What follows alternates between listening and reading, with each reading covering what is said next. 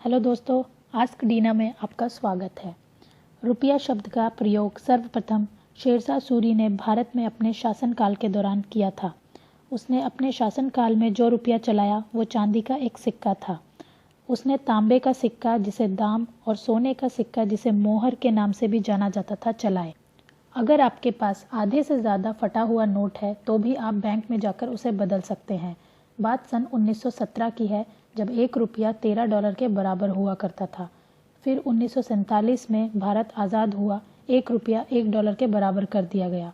फिर धीरे धीरे भारत पर कर्ज बढ़ने लगा तो इंदिरा गांधी ने कर्ज चुकाने के लिए रुपए की कीमत कम करने का फैसला लिया। उसके बाद से आज तक रुपए की कीमत घटती आ रही है।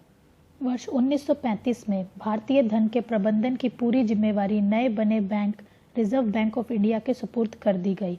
वर्ष 1944 में जापानियों कंपनी द्वारा नकली नोट बनाए जाने के डर से रिजर्व बैंक ने नोटों में पहली बार सुरक्षा धागे और वाटरमार्क का प्रयोग किया। वर्ष 1949 में स्वतंत्र भारत का पहला नोट $1 की मुद्रा में छापा गया। इसके ऊपर सारनाथ के सिंहों वाले अशोक स्तंभ की तस्वीर थी, जो बाद में भारत के राष्ट्रीय चिन्ह भी बना। नहीं पढ़ पाने वाले लोगों की सहूलियत के लिए 1960 के दशक में अलग अलग रंगों में नोट छापे जाने लगे। वर्ष 1980 के बाद नोट पर कला, संस्कृति और ज्ञान विज्ञान से संबंधित चित्र व्यापक तौर पर छापे जाने लगे। इससे पहले कुछ राष्ट्रीय स्मारकों के चित्र छापे गए थे। पिछले दिनों 2000 और 500 के नोटों पर स्वच्छ भारत अभियान का चिन्ह है।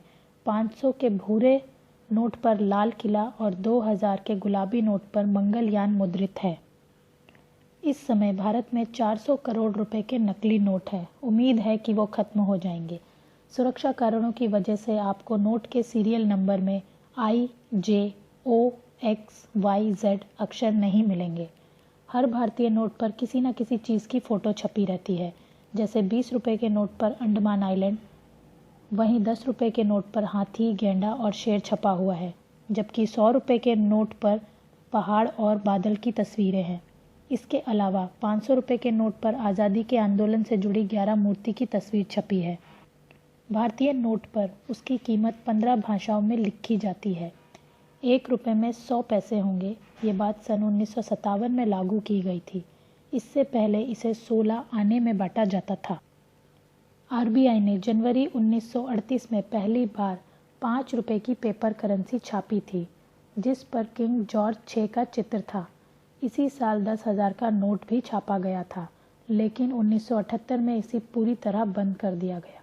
आज़ादी के बाद पाकिस्तान ने तब तक भारतीय मुद्रा का प्रयोग किया जब तक उन्होंने काम चलाने लायक नोट ना छाप लिए हों।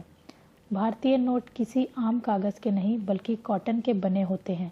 ये इतने मजबूत होते हैं कि आप नए नोट के दोनों सिरों को पकड़कर उसे फाड़ नहीं सकते।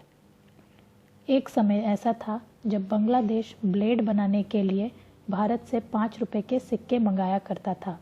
$5 के एक सिक्के से 6 ब्लेड बनते थे। एक ब्लेड की कीमत $2 होती थी, तो ब्लेड बनाने वाले को अच्छा फ़ायदा था।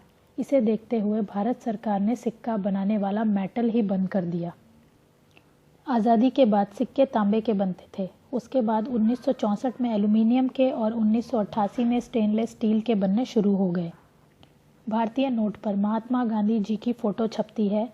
वह तब खींची गई थी जब गांधी जी तत्कालीन बर्मा और भारत में ब्रिटिश सेक्रेटरी के रूप में कार्यरत फेडरल पैथिक लॉरेंस के साथ कोलकाता स्थित वायसराय हाउस में मुलाकात करने गए थे। यह फ़ोटो 1996 में नोटों पर छपनी शुरू हुई थी। इससे पहले महात्मा गांधी की जगह अशोक स्तंभ छापा जाता था। भारत के 500 और 1000 रुपये के नोट नेपाल में नहीं चलते और अब तो इंडिया में भी नहीं चलते। 500 का पहला नोट 1987 और 1000 का पहला नोट सन 2000 में बनाया गया था। फिलहाल 1000 का नोट बंद हो चुका है और 500 का नया नोट मार्केट में आ गया है। 2000 का पहला नोट सन 2016 में बनाया गया था। भारत में 75, 100 और 1000 के भी सिक्के छप चुके हैं। $1 का नोट भारत सरकार द्वारा और 2 से 1000 तक के नोट आरबीआई द्वारा जारी किए जाते हैं। नोटों पर सीरियल नंबर इसलिए डाला जाता है ताकि आरबीआई को पता चलता रहे कि इस समय मार्केट में कितनी करेंसी है। रुपया भारत के अलावा इंडोनेशिया, मॉरिशस, नेपाल, पाकिस्तान और श्रीलंका की भी करेंसी है। अकॉर्डिंग टू आरबीआई, भारत हर साल 2000 करोड़ करेंसी छापता है। रुपए के चिन्ह को 2010 में उदय कुमार ने बनाया था। इसके लिए उनको 2.5 लाख रुपए का इनाम भी मिला था। क्या आरबीआई जितना मर्जी चाहे उतनी कीमत के नोट छाप सकती है? ऐसा नहीं है कि आरबीआई जितनी मर्जी चाहे उतनी कीमत के नोट छाप सकती है, बल्कि वह सिर्फ 10,000 तक के नोट छाप सकती है। अगर इससे ज़्यादा कीमत के नोट छापने हैं तो उसको reserve bank of India act 1934 में बदलाव करना होगा। जब हमारे पास मशीन है तो हम अनगिनत नोट क्यों नहीं छाप सकते? हम कितने नोट छाप सकते हैं इसका निर्धारण मुद्रास्फीति, जीडीपी ग्रोथ, बैंक नोट्स के रिप्लेसमेंट और रिजर्व बैंक ऑफ स्टॉक के आधार पर किया जाता है। हर सिक्के के नीचे एक खास निशान बना होता है। आप उस निशान को देखकर पता लगा सकते हैं कि यह सिक्का कहाँ बना है। मुंबई में बने सिक्के के नीचे हीरा होगा, नोएडा में बने सिक्के के नीचे डॉट, हैदराबाद में बने सिक्के के नीचे सितारा, कोलकाता में बने सिक्के के नीचे कोई निशान नहीं होगा। इसके अलावा गुजराती में रुपए को रुपयो, तेलुगु में रुपाई, बंगाली में टका, आसामिया में तोका, उड़िया में टंका के नाम से भी बोला जाता है। रुपया डॉलर के मुकाबले बेशक कमज़ोर है, लेकिन फिर भी कुछ देश ऐसे हैं जिनकी करेंसी के आगे रुपया काफ़ी बड़ा है। ऐसे देशों में आप घूमने का लुत्फ़ उठा सकते हैं। नेपाल में 1 रुपया 1.60 पैसे नेपाली रुपया के बराबर है। आइसलैंड में 1.94 क्रोन, श्रीलंका में 2.10 श्रीलंकाई रुपया, हंगरी में 4.27 फोरिंट, कंबोडिया में 62.34, पराग्वे में 84.73, इंडोनेशिया में 222.58, बेलारूस में 267.97, वियतनाम में 340.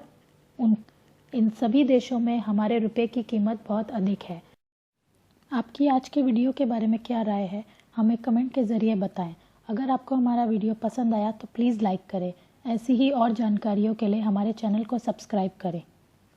बहुत जल्द मिलेंगे एक नए वीडियो और नई जानकारी के साथ।